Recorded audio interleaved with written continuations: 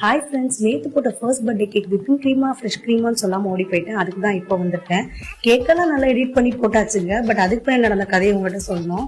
எங்கள் ஏரியாவிலேருந்து சுற்றி 18 ஏரியாவுக்கு வந்து shut down. Before night evening தான் அம்மா எனக்கு சொன்னாங்க. ஸோ வேகமாக எல்லா ப்ரிப்ரேஷன் ரெடி பண்ணி மார்னிங்கே நம்ம எல்லாத்தையும் செய்ய ஸ்டார்ட் பண்ணிட்டோம்.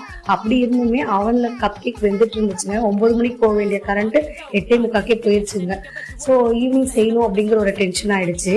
நம்ம சும்மா இருக்கும் போதெல்லாம் வேலை வராது, வேலை இருக்கும்போது வேலை வரும் அப்படிங்கிற மாதிரி 2 கஸ்டமர் இருக்கிறது லாஸ்ட் மினிட் அர்ஜென்ட்டா ஒரு chocolate butter cream cake 1 kg 1/2 kg order கொடுத்துருந்தாங்க.